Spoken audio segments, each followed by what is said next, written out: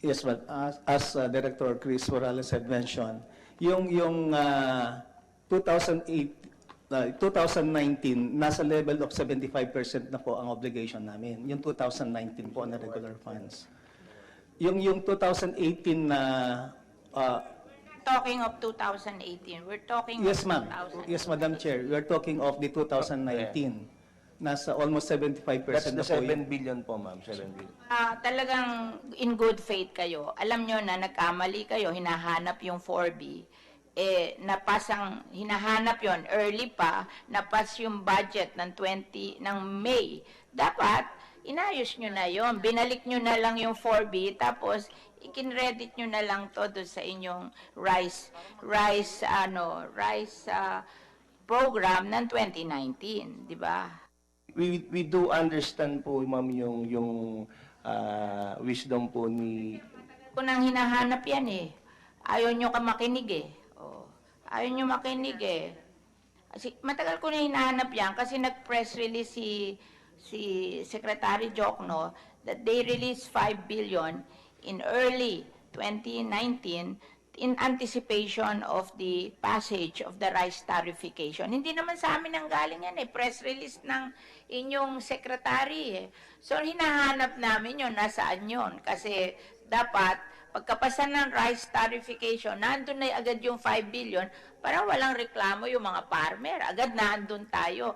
Tingin ko, yun ang intention nila, na pagkapasa ng rice tariffication, andun na agad ang pera. Kaso, ayaw nyo ibalik ginamit nyo sa rice program nyo Ayaw nyo ibalik Dapat noon pa lang, hindi nyo na, binalik nyo na.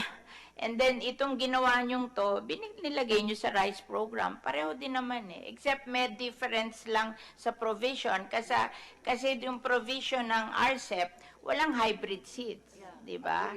Walang, meron din small. Oo. Pero, walang hybrid. Dapat yung hybrid nyo, dalhin nyo dun sa rice program nyo. Tsaka yung fertilizer nyo, dun nyo dalhin sa rice program nyo. Kasi yun ang gusto Ayaw nyo sumunod dun sa RCEP Gusto nyo ibili ng fertilizer at hybrid seeds, di ba? Palagi nyo sinasabi yon na mali yung RCEP. Yun ang napasambatas Miski pa mali yun, wala tayong magagawa kundi sundin yun. And it was passed for a reason. May study yun na pinag-aralan namin at yun ang basis ng RCEP di sana, yung lahat ng gusto nyo, dinala nyo doon sa rice program nyo, tapos yung RCEP, sinunod natin, di ba? Yes, ma'am. We do agree to that. But I personally is dumbfounded that if the DBM is claiming that the 5 billion is for RCEP, why they approve our work and financial plan specifically stated that we will procure hybrid seeds. Yun lang po yung nakakagulo sa isip po namin sa program.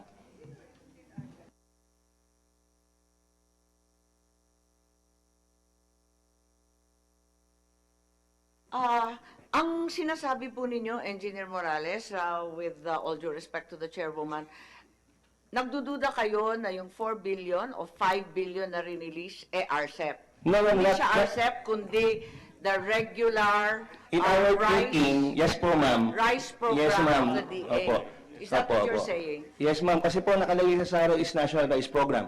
So, given that... With all due respect naman kasi to DBM, kung minsan mahilig rin sila na magsabi na yung pondo bago, when in fact, it was part of the regular appropriations. Yes, ma'am.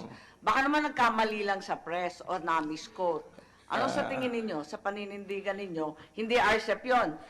I-release ng kasi ma'am, December. the basic principle of RCEP, seeds should be used in inbred, as our Madam Senator is Oo, wala saying. namang hybrid dun. Yes, ma'am. Kaya lang po... Saka may binanggit kanina, si Secretary, may buffer stock pa. Yes po, po. Wala rin yun sa RCEP. Bakit napakialaman ng gusto yung RCEP na yan?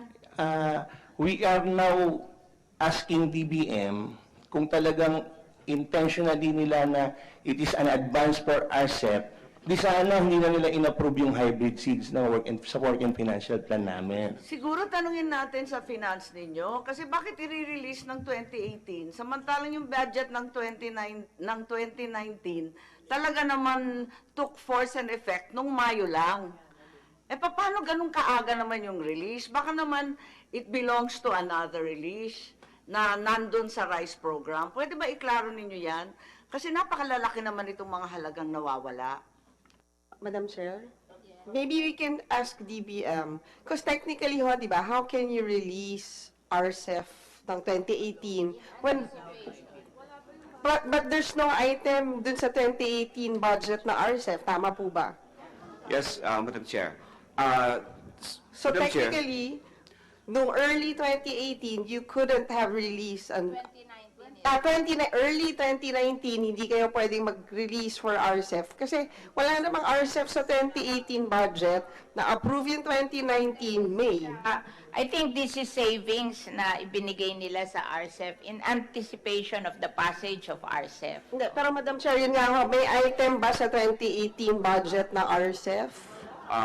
Madam Chair, wala pong item for the RCEP, but we have the, as I mentioned earlier, we released that for the National Rice Program and the Agriculture Credit Program. So, because it is in anticipation for the RCEP passage and the Rice Celebration Law Yes, to but- support the farmers. Hindi, but Asik Toledo, technically, lumalabas ho ngayon, wala pa kayong binibigay for RCEF. Meron na ngayon. Ngayon for 2019. Yes. Madam Chair, may DBM Bigay po ba kasi, ito? to clarify, nagbigay sila ngayon ng 5 billion for RCEP. Tapos sinasabi nila na yun na ang last na ibibigay because nabigay na nung early 2019 yung 5 billion na ginamat ng DA for some other Hindi, purposes. pero Madam Chair, lumalabas ho na kung tutuusin, kulang ng 5B because the initial 5B that you gave was for the National Rice Program and not for RCEF.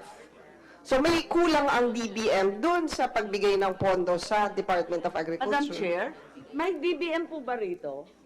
Okay. Okay, DBM Madam po Chair. kayo? Hindi kasi, ang sasabihin ko lang, Asik Toledo, nangyari na po ito mahilig mag-attribution yung DBM na panibagong pondo. Naaalala ko po yung AFMA, di ba yung 17 billion, incrementality yun Pero sinabi na may bagong pondo. Baka nagkamali lang sa pag-describe at na-attribute sa RCEF. Okay. Madam Chair, ganito po kasi, yeah, we had a meeting, Madam Chair. Madam Chair, we had a meeting before with our Undersecretary before with the Chairman that looking at the RCEF na release po namin as far as 2019. So, considering that the 4 billion was released to the National Rice Program and the Agriculture Credit Program in 2018, technically we don't have yet the RCEF for 2018. So that's why this 2019, Madam Chair, we still have to release another. Kaso sabi Actually, nyo sa akin, ayaw nyo na mag-release ng 5B uli. Sabi nyo, ito nang release ngayon na 5B kasi nag-release kayo ng January ng 5B. So Okay. yun na yung 10B. Kaya kinaklarify namin, Yeah. ano ba mangyayari? Dalawa kayo, ang gulo-gulo nyo. Oo. So i-clarify nyo. Wala naman kaming problema kung Yeah. magre-release uli kayo ng 5B Okay. Oo. Madam Chair- Otherwise, ipabalik nyo dyan sa ano. Okay. Diyan sa DA yung 5B. Pero hindi tayo papayag Yes, na Madam hindi Chair. 10B ang RCEF. Yes, diba? Madam Chair. Actually, Madam Chair, given that it was released in 2018, so technically, wala talaga pong na-release pa for 2019. So right now, Madam Chair, given the 5 billion release last year, tapos by balance sa 1 billion na yun sa ACPC, so ang release na lang namin, Madam Chair, now is 4 billion. We will release for the 4 billion. Madam Chair, that is, there's a caveat there that subject to the certification for excess revenue or the collection from the Bureau of the Treasury, given that is the under the unprogrammed fund.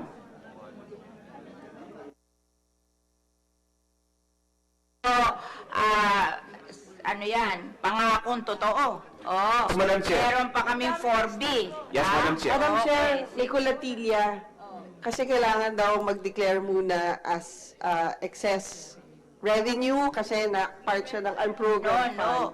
Talagang nakalagay sa batas 10B.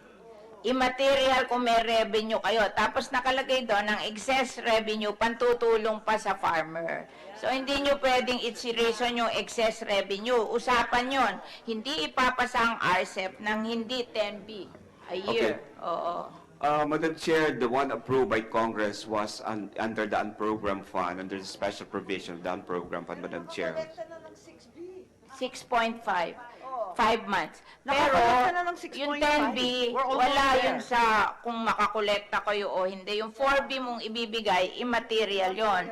At yung excess, ibibigay mo pa rin kasi nag-announce na si Secretary Dar na magpapautang na sila ng 1.5B, di ba? Okay. Of the But- excess, interest-free, 15,000 per family to those affected by rice tariffication. Madam Chair, I just want to clarify, the release of the 4 billion is subject to the excess revenue collection, not from the tariff. Madam not Chair, yung excess. that is in the unprogrammed fund.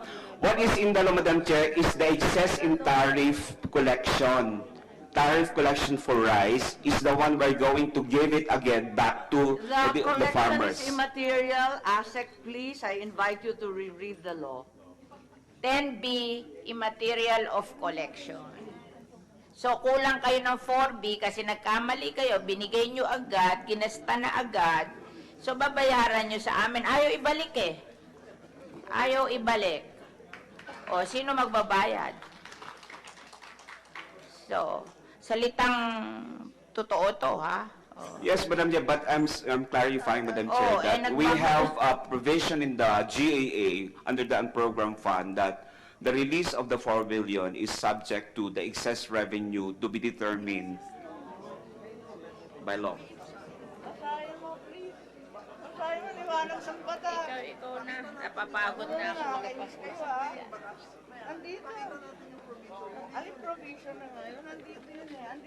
Usapan yun eh. Ano po Sa yung board meeting. Yes, ano po yung time frame nyo sa makapagkasundo sa Land Bank na maisasagawa itong New Rice Inventory Financing Program at kailan mangyayari yung epektong price support? Kasi po, August, ano na ngayon, 28? Yes. Sa apat na araw po, Setyembre na anihan na. Anihan At na. doon po naka-frame yung panukala kung price support sa ating mga naluluging magsasaka.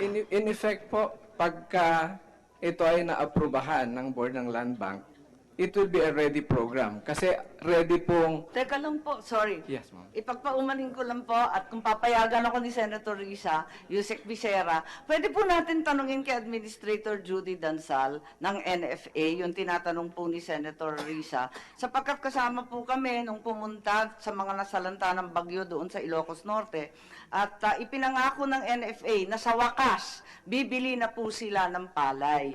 Dahil pagkatagal-tagal po namin nag-iintay, bumabagsak ang presyo, at tulad nga ng sinabi, meron pa utang. Pero meron din bibilin mga emergency procurement sa ilalim ng NFA na may kabilang 7 billion rin. Maari po bang magtanong kung papayagan po ako ni Madam Chair at saka ng aking kasama sa Senado si Senator Risa po? Admin Dansal po. Bibili po ba kayo sa wakas kasi pagkatagal-tagal na namin nag-iintay? Good morning, Madam Chair and all the members who are present today. Ang nabili na po ng NFA magmula po noong January to August is already 293,000 metric tons, ma'am, at ang equivalent cost niya is 6 billion pesos na. So, ang na-advance lang na nabigay pa ng DBM sa NFA is 3.5 billion. Ba't hindi mo ipagbili para mabumalik? Ma'am, we are ongoing processing na po yung milling ng palay para... Kasi ang problema nyo you're supposed to mag-buy and sell para to stabilize the price of rice. Ginagawa pa kasama namin, kayo ma'am. doon sa magulo kaya nga nagkaganito tayo Baguhin nyo na yung ugali nyo yan kasi Alam mo, lahat ng tao, sinisisi na kayo eh. Alam mo, pag pumupunta ako sa probinsya, tatanong ka, binilan ba kayo ng NFA? Hindi po, kasi po, mataas daw ang moisture content namin. Palagi na lang reason yung mataas ang moisture content. Eh sabi ni President, kahit daw mataas ang moisture content, bilhin nyo ng lahat, kahit basa ang palay. Kasi kung talagang ang gusto nyo, tulungan ng mga farmer, huwag kayo magre-reason ng ganyan. Kaya lang kayo na andyan para tulungan ng farmers eh. Eh, parang iba tinutulungan nyo, hindi farmers eh. Ma'am, ituloy ko po yung sagot ko. Yung 7 billion po na allocation ng NFA galing sa DBM po na support price is 7 billion, 3.5 pa lang ang na-release ng DBM. So nakabili po kami ng value May of time 6 na billion. binigyan kayo ng 7 billion, pinambayad nyo ng utang, hindi nyo binili ng bigas eh. Yes, ma'am, hindi kaya- pa. Not yet under my watch, ma'am. Oo. So, yung 2.5 billion, ma'am, para maging 6 billion, ay inutang po namin sa bangko because as stated by Senator Ontiveros, we are still allowed to borrow from the banks. So, ang nabili po namin, kung ikumpara po natin last 2018, ma'am, ang nabili noon ay 4,046 metric tons lang po noong 2018. Pero nung from January to August this year, nakabili na po ng NFA ng 290,642 metric tons. Opo, Admin Judy. Ma'am. Doon sa binili ninyo, ilan ang binenta ninyo? Kasi dapat umiikot yun eh. Dati mabilis yan eh. Ma'am, yung pagbibili, ang going po pa lang kami ngayon. Ngayon lang kami nakakabili ng palay po eh, bago lang. So ngayon, pinagtapat na dati, hindi kayo bumibili. Inuuna talaga yung pagbayad ng utang. hindi po ma'am kasi Alin ba mataas ang talaga, sabi presyo ninyo noon. halos ubos na yung pera ninyo sa kabibili. Sabi naman ng aming chair, kung binili ninyo, ibenta ninyo para umiikot ang pera. Alin ba talaga? Kasi ang pakiwari ko, punong-puno yung ibang bodega, hindi naman binibenta. Mamaya, mabubulok na naman yan, tagulan. Paano ba yan? At hindi pa tayo pumapasok sa main crop ng September, October. Anong gagawin ko sa tambak? Tapos sisitahin na naman kami sa 14% moisture. Nagtutuyo ako noon, nung gobernador ako ng palay para lang makabenta sa NFA. Ano ba talaga? Opo ma'am, sa amin, yung mga nabili po namin, siyempre na dinedetermine namin kasi nakakabili naman po kami ng mas mababa ang mas mataas ang moisture content kaysa yung 14 and clean and dry.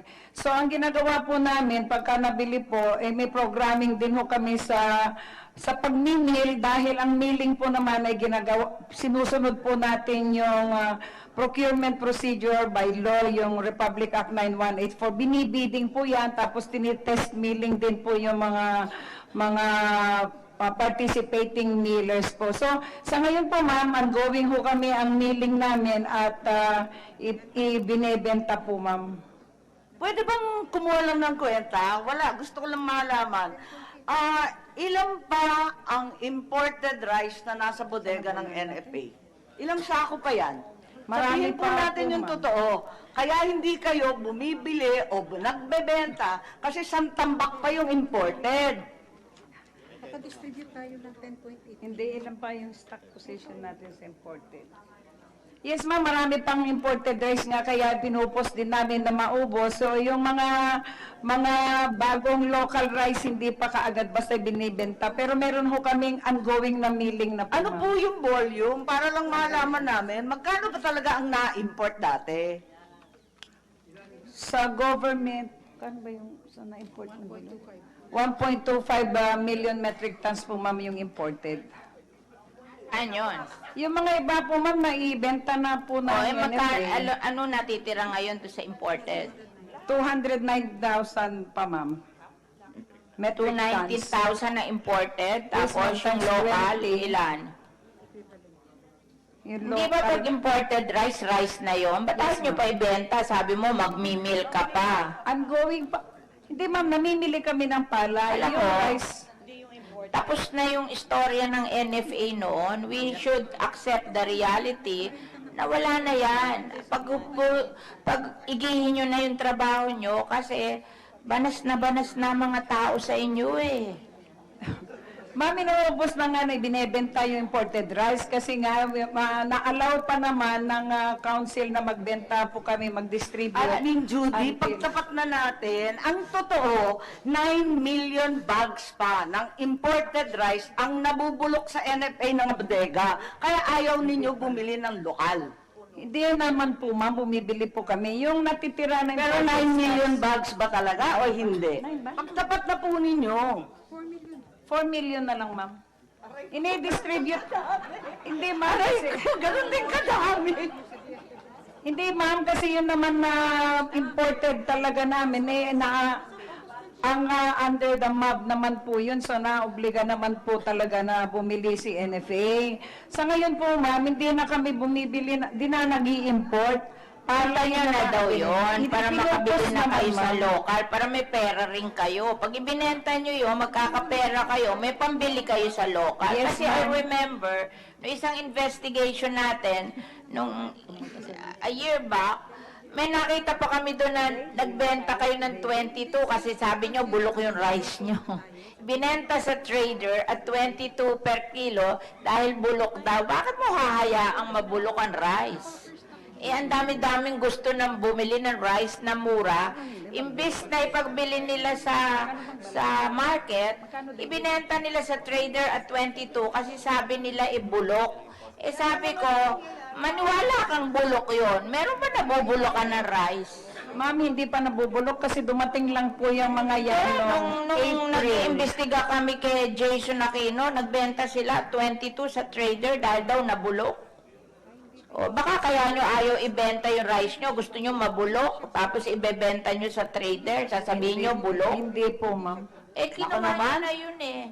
O alam na alam ni Chairwoman, dating gawin na po, idedeklar ang bulok pagkatapos i-auction sa mga paboritong trader. Wag naman po. Hindi po, Masakit ma'am, na eh. hindi po, ma'am. Sana naman, bigyan nyo naman kami ng pagkakantawan. Meron naman na pa yung new leadership. Hindi naman po tayo masama at hindi naman po kami nagbibenta ng bulok. What we are really trying is pushing hard to the sale of our imported rice nang sa ganun po ay maging pera. At saka po yung aming procurement ay talaga naman po na nakabili kami ng masyadong malaki and we are looking forward to procurement of a more bigger volume for this coming harvest season. Sagutin ko lang po, ma'am, yung sagot ni Senator Ontiveros na kailan maitatarget na matulungan ng mga maliliit na farmers. Yun pong in-announce kanina ni Secretary Dar na 15,000 pesos para po sa mga local farmers po natin na 1 hectare lang po ang kanilang sinasaka. At yun ang aid credit na magbigay po ng ACPC through the Land Bank, 15,000 pesos. Payable in 8 years at saka non-interest free. Hindi mo naman, ano yun eh, hindi mo naman job yun eh, job yun ng DA. Ma'am, Ang asikasuhin mo, mamili ka ng ng palay at ibenta mong bigas at iikot mo, mas marami kang nabili, mas marami kang matutulungan na farmer. Yun ang asikasuhin nyo. Magsumalan po tayo. Matagdagan ko lang po yung 1 sagot. minute lang. Ikikwenta ko na, wag na yung 9 million bags na sinasabi ko. Sang-ayon na ako sa inyo, 4.5 million ang bags. Times 50 kilos kada isa. Magkano yon? Ilang kilo yon? 225 million kilos times 27 pesos. May 6 billion, 75 million ka na. So, ibig sabihin, ang dami mo ng pera kung ibenta sana ninyo yun ng paspasan. Huwag iintayin na, kunwari, mabubulok at i-auction. Hindi ako kami papayag ngayon, ma'am, na mayroon auction tayo na mag-reduce price. In fact, ma'am, idugtog ko lang muna yung kwento ni Secretary Dar kasi po, yung small farmers na yun, doon po kami mamimili ng priority na small farmers. Kung ayaw mo ibenta yung rice mo, eh ano ipamimili mo? Ma'am, nagbebenta kami, pero siyempre hindi naman namin Yung itinututo sa governor na travel pumunta ban. dito, galit na galit kasi binibenta nyo daw ng 37 eh. Bakit daw sila bebenta ng 37? Eh, di O, ba si- ganun ba nagbebenta? Tanggalin mo yung ano na yun na 37. Government, bebenta nyo ng 37. Sinuswerte naman kayo.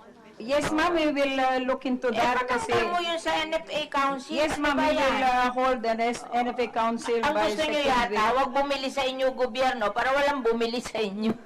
Eto na nga mga gobyerno, nagbo-volunteer bumili sa inyo, mamahalan nyo. Galit na galit nga yung gobernador na pumunta dito eh. Hindi nila maintindihan. Ba't ayaw nyo ibenta? Mention po the In the tulong. rice tarification law, there is a special power for the president to impose something in case na may problema. Nilagay namin yun sa rice Opo.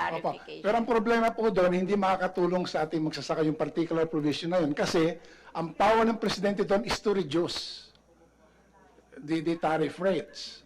O gusto natin madagdagan para pwede niyang maging pigilin mas- With all due respect, may I read section Or 7 reduce or po? even increase, The but not beyond President may 100%. increase, Correct. reduce, revise, or adjust existing rates of import duty. not to exceed 100% when Congress Pwede is at niyang session. i-increase yung mga duties. Ayan. Pwede pa Okay. rin siya for a limited period or specific volume, allow the importation of lower apparent tariff. He can also, in the case of calculated out-quota tariff rate, pwede Yeah. pa rin. Anyway, So I there are know- many things that can still be done. Kaya po ako nagtataka, bakit dapang-dapa na tayo dito sa rice tarification? Parang wala na tayong magawa. Marami pa pong magagawa. Opo. Isa pong pwede natin magawa, Madam Chairman, yung pagpataw po tayo ng tinatawag na special safeguard duties. It is allowed under the law and the WTO rules. Kaya lang po, limited po yung pwede po natin ipataw na karagdagang tax on imported rice. Sa aming computation po, it's about, the most you can add is about 11.7% on top of the 35 for the tariff rates for imports coming from ASEAN countries. So, 47% roughly. It will help a bit, but we think it's not enough. Kasi nga, we pegged ourselves to that 35 Alam po Hindi ninyo, po. Madam... Sa ASEAN lang yon. ASEAN Opo. lang po yon. Non-ASEAN po, pwedeng idagdag hanggang 40 to 50 yung out quota. Opo. Ayos lang yon. ASEAN lang po yung 35. But ma'am, most May of- leeway po. Yeah, practically all of our rice importations are coming from ASEAN, principally Vietnam and then Thailand. So for practical purposes, really, it's a 35% that is really what is to be looked at. In fact, Madam Chair, I remember during the debates as to whether or not the Philippines should join the WTO, 1994, 1995, malaking contention. Ano po ba dapat yung maximum tariff, yung tinatawag na out-quota tariffs? Kasi po, pagka tinanggal mo yung QRs, papalitan mo ng katumbas na proteksyon sa magsasaka in the form of tariff, we were arguing at that time, it should be, 150% or more. Opo. Japan did that. I think it's probably 500%, if I'm not mistaken. Yes, Japan is now up to 800%, Korea is up to 500 po. Ganun po talagang protection binibigyan nila sa kanilang magsasaka. Unfortunately, ang negotiating panel po natin, nag-agree po dun sa 100% maximum na Hindi pwede po. pong babaan. Hindi po. I think, syempre si Manong Leone, classmate ko po, 100 years ago sa Kongreso. At yung sa WTO, kaya nga ako nagtataka kung bakit akala natin, dahil sa rice tarification, wala na tayong magagawa para sa magsasaka. Marami pa pong magagawa. Unang-una nga, yung out quota ng non-ASEAN. Pwedeng dagdagan yan 40 to 50, walang problema po. Tapos yung gobyerno mismo pwede mag-import. So, eto nga, there are many, many other things we can do. Nabanggit na po ni Secretary yung loan, 25,000 each, zero interest, 3 years to pay. Up to 15. 15 sa amin, nag-25 kasi nagkalamidad. Dahil may calamity component sa Nueva Segovia. Pero 15 to 25, ilang bilyon din yon, kaya malaking bagay. Ikalawa, may sinasabi at pangako rito, testigo po kayo lahat, na 17 pesos per kilo, kahit wala ng benefit sa NFA, bibili ang NFA. Marami po tayong magagawa. Ikatlo, sabi po nga ni Chairwoman, talaga namang competition is the dynamic, is the driver of business. So kung hindi bibili ang NFA, sabihin natin sa DA, bumili naman kayo, may QRF din kayo. May calamity funds din kayo. Ano ba namang gamitin yan? dahil yung buffer stock na 30 days, kalokohan naman po yun. 90 days ang karapat-dapat. Bibili rin kami mga LGU. Huwag naman sa presyong ayaw magbenta na 37 pesos. Makisama naman. Isasuggest ko rin po at sana makinig si Secretary Rolly dyan sa DSWD, malaki-laki ang rice subsidy sa 4-piece. 28 billion po yan. Yung rice subsidy na yan, imbes na ibigay ng cash, ano ba naman, ibili na yan sa mga farmer. Yang 28 billion, diretso nang ibili sa ating mga marginal small farmers priority. Pagkatapos, ibigay na in kind sa DSWD 4-piece recipients. Meron rin silang SLP na umaapak na ng 20 billion. Yung SLP, yung Sustainable Livelihood Program, ano ba naman, ibigay na rin at i-prioritize ang ating mga magsasaka. So eto, wag tayong nag-iinarte na wala nang magawa. Marami pong magagawa. Unang-una nga, eto nga, yung special safeguard mechanism na sinasabi ni Manong Leonie at ni Secretary Mariano na ini-invoke natin sa Section 7. The President can intervene. He can amend, he can increase, he can revise the tariffs and look at the out quota. Usapan lang sa ASEAN yung 35. Yung iba pwedeng idagdag sa 40 to 50. We can raise a lot of money still. Marami pang mare-raise. So, ikalawa, marami pa tayong mga options na iba-iba. Nakita natin, the Singapore government, for example, hijacks, ika nga, 25% of private importations kapag kinakailangan. Bibili nila at cost, tapos papataw ng 5% margin kapag nag-uumpisa na naman ang smuggling. Pwede rin po natin gawin yan. Just because may tarification, wag natin sisisihin. Marami pang regulation, marami pang government intervention ang magagawa. Maging masinop lang at masipag tayo sa ating trabaho.